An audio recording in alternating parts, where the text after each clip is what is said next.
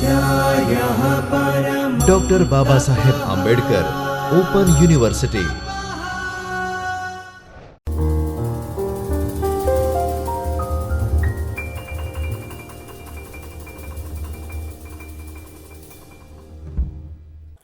નમસ્કાર.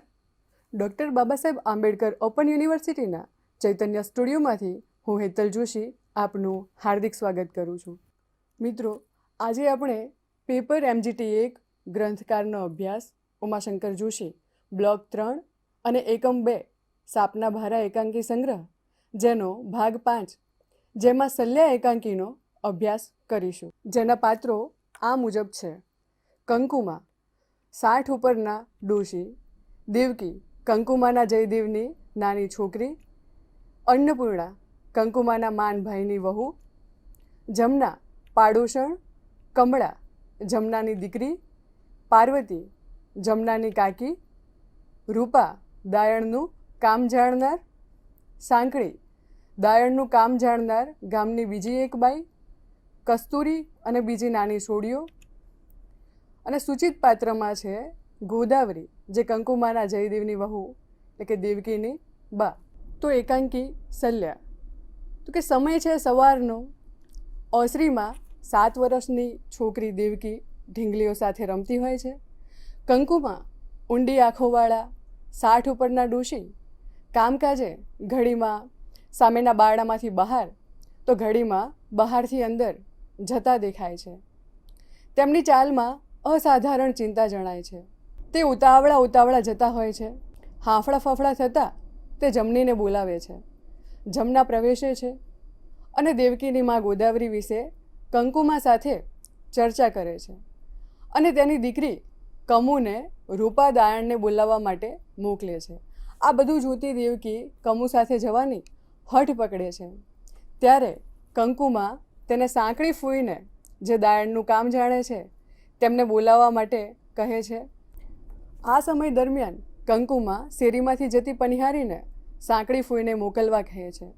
દેવકી ઢીંગલીઓ સાથે રમતા રમતા બાપા અને બા વિશે પૂછતી રહે છે.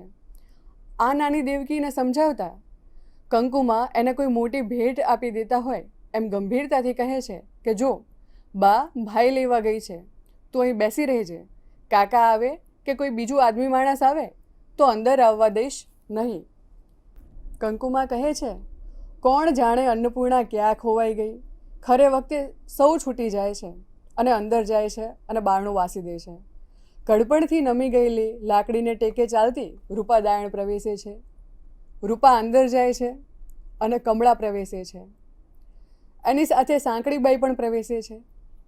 દેવકી સાંકળીબાઈને કહે છે કે તમને હું બોલાવી લાવી એવું કહેજો અને સાંકળીબાઈ અંદર જાય છે. કમળા સ્વગત જ બોલે છે કે ડોસીથી તો છોકરી એ જબરી છે. કમળા અને દેવકીનો ઢીંગલીઓ અને તેના આવનાર ભાઈ વિશે બાળ સહજ સંવાદ ચાલે છે. જમના કમળાને પાર્વતી કાકીને બોલાવવા મોકલે છે. પછી દેવકી ફરી ઢીંગલીઓ સાથે રમવા માંડે છે અને ત્યાં આનંદી ચહેરા સાથે દેવકીની કાકી અન્નપૂર્ણા આવે છે. આવતાની સાથે જ દેવકી અન્નપૂર્ણાને જણાવે છે કે બા ભાઈ લેવા ગઈ છે. આ સાંભળી અન્નપૂર્ણા દેવકીને લાડ લડાવે છે. ત્યાં કમળા અને પાર્વતીનો પ્રવેશ થાય છે. કંકુમાં કોણ આવ્યું છે એ જોવા બહાર આવે છે અને પાર્વતીને જોઈ ગોદાવરીની પ્રસૂતિ પીડા વિશે જણાવે છે. પાર્વતી કંકુમાના જયદેવના ખબર અંતર પૂછે છે. પાર્વતી કહે છે, પણ એક વાત કહું, પણ તમારા વગર તો કોઈથી પાવડું પાણી ઓછું પીવાય એમ છે. કંકુમાં ખુશામતનો નશો ચડાવતા કહે છે કે મારા વગર અડધો દહાડો તો ચલાવી જુએ. પાર્વતી કહે છે કે મારા પૂનમિયાની મહિનાની ધાવણી દીકરી છે, જુઓ એનું નક્કી હો, તમારે ત્યાં દીકરો અવતરે તો. અને દેવકી 6 વર્ષની થઈ છે છતાં તેની સગાઈ નથી થઈ.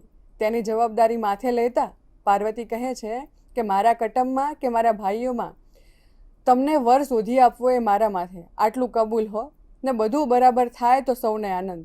કંકુમાં પાર્વતીને કહે છે કે ભગવાનના હાથમાં બધી વાત છે. હું તો જયદેવને સમજાવીશ. અંદરથી અન્નપૂર્ણા બહાર આવે છે અને કહે છે કે કમુબેન બધી છોડીઓને બોલાવો, છૂટકો થાય પછી વધાયુંના ગાણા ગાઈશું ને. કમળા કહે છે, અન્નપૂર્ણા ભાભી તમારા કોડ અણપૂર્યા રખાય. અંદરથી દબાયેલી ચીસો સંભળાય છે. અન્નપૂર્ણા દોડી જવા કરે છે, પણ પાછળ જ દેવકી પાલવ પકડીને ઘસડાય છે, એટલે અન્નપૂર્ણા અટકી જાય છે. અન્નપૂર્ણા કંકુમાને પૂછે છે, બાઈ છુટકારો? તો કંકુમા ઠંડી ભાવહીનતાથી કહે છે, હા. જયદેવ મારો કમાઈને ઢગલો વાળી દે છે અને ત્યાં સલ્લે આવીને પડી પાછી. દેવકી સવાલ કરે છે કે માં, બા ભાઈ લઈને આવી? કંકુમા દેવકીને કહે છે કે તારા કરમમાં જ ડામ છે. પછી અન્નપૂર્ણાને કહે છે, નહીં તો પેલી પાર્વતી એનું નક્કી કરી દેત. કમળા અને બીજી 4 છોડીઓ આવે છે. કમળા દેવકીને પૂછે છે, તારી બા ભાઈ લાવી? તારી બા ભાઈ લઈને આવી કે નહીં? અન્નપૂર્ણા ભાભી ક્યાં ગયા? અંદરથી જમના અને પાર્વતી બહાર આવે છે. જમના કહે છે, દીકરી દેવના ઘરની ઘીનો દીવો જાણે. પાર્વતી જમનાને કહે છે કે મારો ફેરો અફળ ગયો. તો અહીં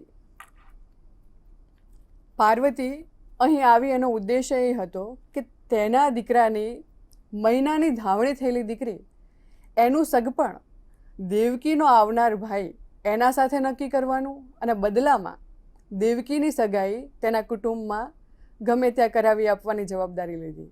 અને થાય છે એવું કે દેવકીને ભાઈ નહીં પરંતુ બહેન આવે છે. તેથી પાર્વતી કહે છે કે મારો ફેરો અફળ ગયો અને જવા કરે છે. ત્યારે અન્નપૂર્ણા તેમને કહે છે કે ઊભા રહો, કાંકરી ગોળ લેતા જાઓ, અને પાર્વતી જતી રહે છે. કસ્તુરી દેવકીને કહે છે કે દેવકી તારે બેન આવી. દેવકી સાંભળતી નથી, ફરી કહે છે કે એ ઢીંગલી તારે બેન આવી. દેવકી ચીડાઈને કહે છે, જાઓ જાઓ, તમે લોકોએ જ મારી ઢીંગલીનો અને મારો ભાઈ સંતાડી દીધો છે, ચાલી જાઓ બધીએ, નહીં તો. અને છેડાઈને ઢીંગલીઓ વેરી નાખે છે. ભાઈ ભાઈ કહીને રડે છે. કમળા કહે છે, ચાલો આપણે વધામણા ગાઈએ, અને બધા ગાવાનું શરૂ કરે છે. દીકરી દીવો ઘરનું તેજ કે કુળ અજવાળિયા રે લોલ, પ્રગટી હૈડે હૈડે જ્યોત કે મુખડા હાંસિયા રે લોલ, રૂપલા ચાંદાનું દીકરીનું ઘડિયલ ઘોડિયું રે લોલ. સાંકળી બહાર આવીને કહે છે, હાશ ભગવાન, બાપજી સુખમાં છૂટી કરી. અને ગીત આગળ ચાલે છે કે મારું નાનકડું માટીનું ઘર તો કોડિયું રે લોલ, માહી પૂર્યા સુહાગી તેલ કે દીવો અમર બળે રે લોલ. આજે આનંદે અંબાની ઉતારો આરતી રે લોલ. જમના બહાર આવીને કહે છે, અલી કમુ, કંકુમાં બધાને ખોખરા કરશે હો, ગાવા તો માંડ્યા છો પણ. કસ્તુરી કહે છે, અમે તો ગાવાના ને ગાવાના. ફરી ગીત આગળ વધે છે. આજે બીજની ચંદલવેલ ઉગી આકાશમાં રે લોલ, કાલે દિલના પીધે દૂધ પ્રગટશે પૂર્ણિમા રે લોલ.